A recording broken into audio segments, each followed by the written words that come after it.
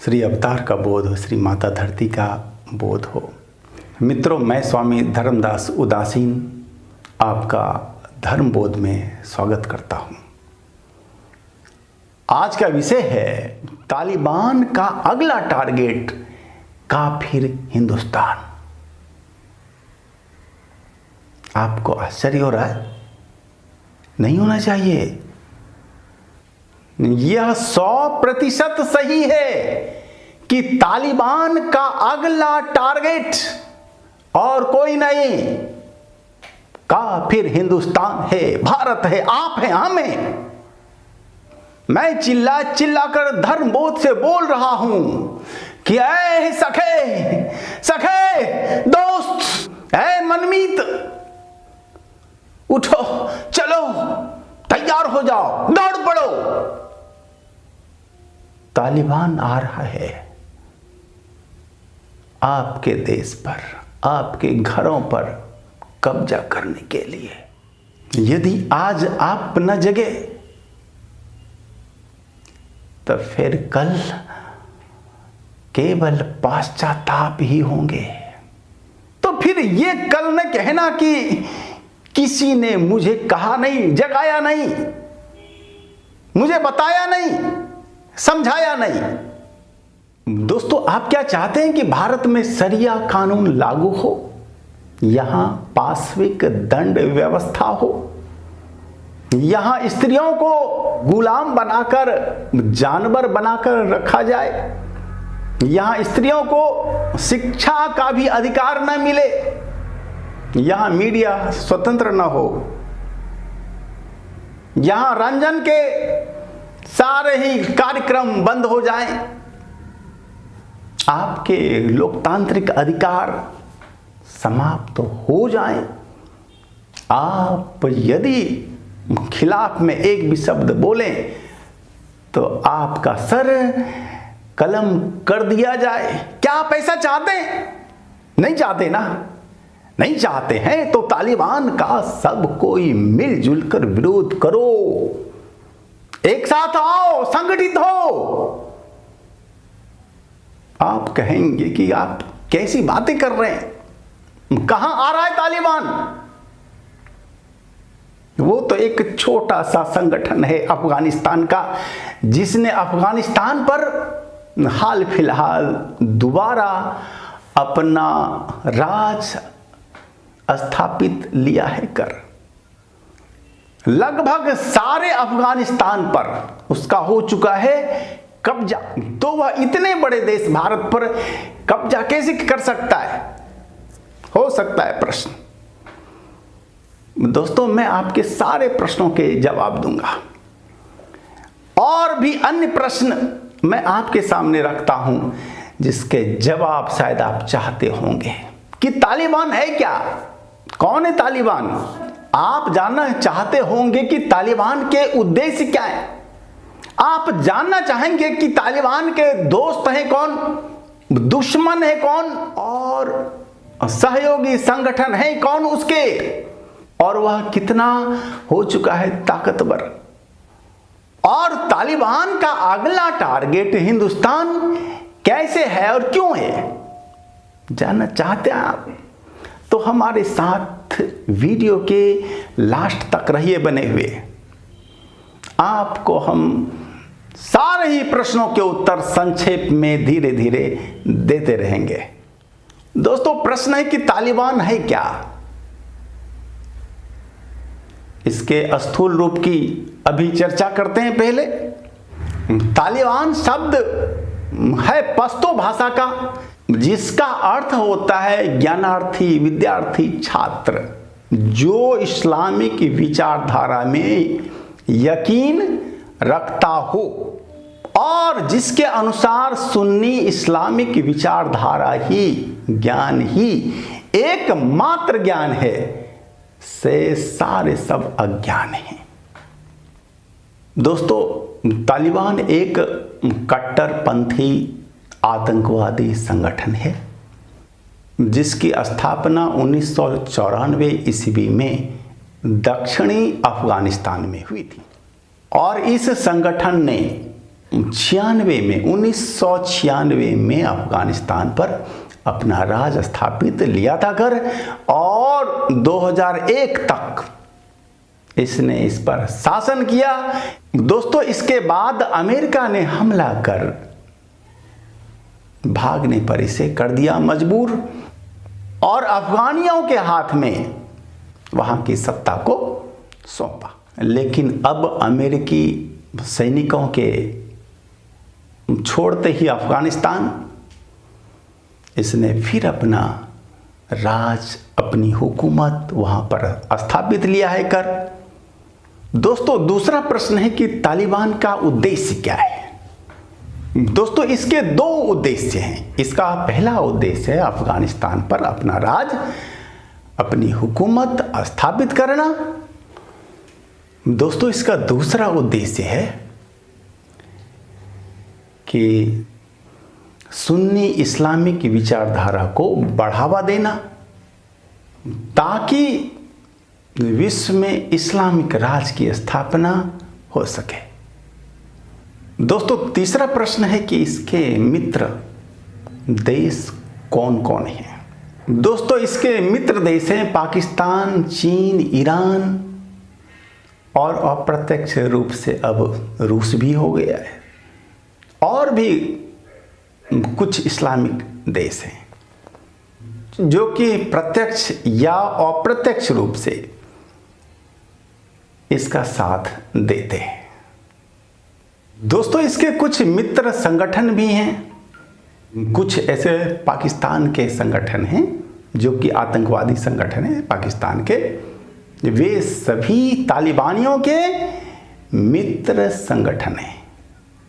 दोस्तों, सवाल है कि कितना ताकतवर हो चुका है तालिबान। आज यह एक बहुत ही ताकतवर संगठन हो चुका है। विश्व का सबसे बड़ा ताकतवर आतंकवादी संगठन वो है तालिबान। कारण है कि पाकिस्तान और चीन का सहयोग, रूस का अप्रत्यक्ष सहयोग, और फिर जो भी हथियार दिए थे अमेरिका ने अफगान को, दिए थे अफगानिस्तान को, बहुत सारे हथियार, गोला बारूद, फाइटर विमान, टैंक, रॉकेट लॉन्चर वगैरह वगैरह बहुत सारी युद्धक सामग्रियां, हथियार आज आ चुके हैं उसके हाथ में।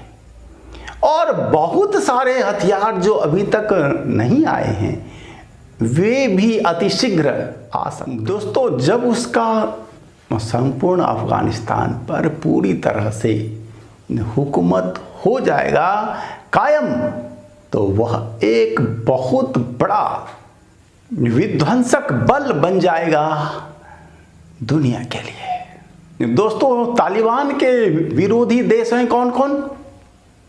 विरोधी देश हैं जैसे अमेरिका, भारत, ब्रिटेन, नाटो के देश, और लगभग सभी लोकतांत्रिक देश विश्व के। इसलिए कि ये देश लोगों के, जनता के, मानव के लोकतांत्रिक अधिकारों के संपोषक हैं, और तालिबान जैसे संगठन, शरिया जैसे कानून उसके विरोधी होते हैं। दोस्तों, सवाल उठता है कि ये देश तालिबान के विरोधी क्यों हैं? क्योंकि यह संगठन एक कट्टरवादी आतंकवादी संगठन है। यह शरिया कानून लागू करता है,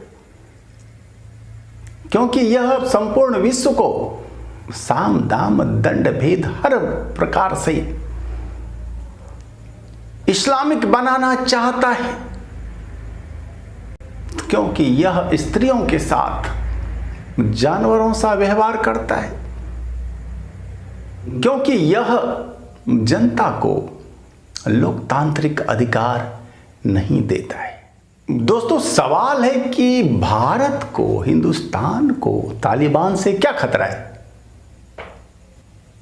देखिए, अब यहां सोचना है कि तालिबान तो वैसे एक छोटा सा संगठन है, या फिर कहें कि एक छोटे देश अफगानिस्तान पर उसका राज है,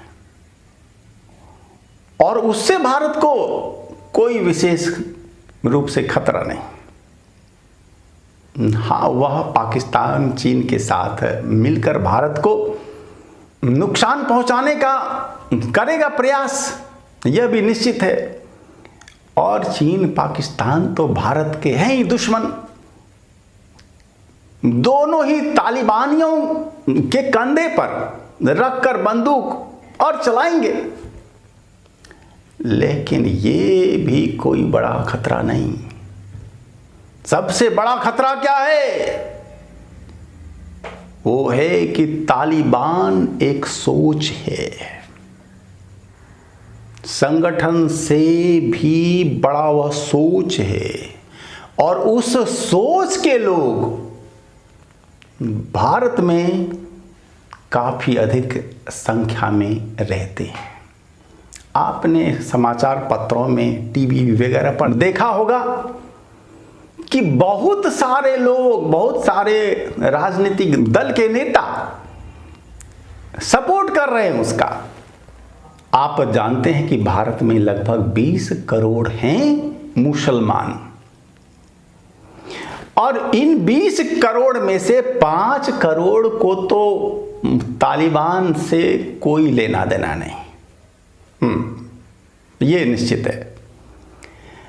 और 10 करोड़ को, आधे लोगों को ना ही इसका विरोध करना है और ना ही इसका करना है समर्थन, इसलिए कि वे लोग समझते हैं कि यह अच्छी विचारधारा नहीं है।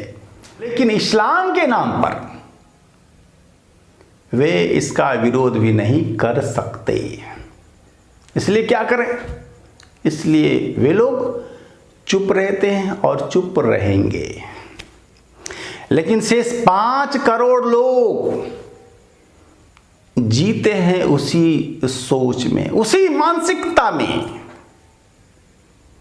हमें इन 5 करोड़ से खतरा है।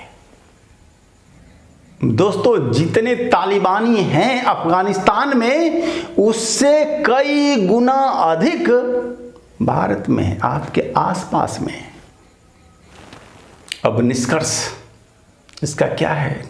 ये है कि तालिबान एक संगठन के साथ साथ एक सोच भी है, विश्वव्यापी सोच है। हमें केवल भय है उस सोच से। इस्लामिक चाहता है बनाना, इस्लामिक राज स्थापित चाहता है करना, जो चाहता है भारत को दारुल इस्लाम बनाना, जो चाहता है भारत में गजवाए हिंद करना। और इस सोच का सबसे सॉफ्ट टारगेट भारत ही है, क्योंकि उसके संपोषक लोग यहां पर हैं, लगभग 5 करोड़ हैं यहां पर लोग। इसलिए उस सोच का पैर पसारना यहां आसान है। इसलिए मित्रों, दोस्तों, हो जाइए तैयार, जगिए तंद्रा से, अब देर ना करिए, अपने देश को बचा लीजिए, संस्कृति को बचा लीजिए, अपने धर्म को बचा लीजिए, अपने आप को बचा लीजिए, अपने घर को बचा लीजिए।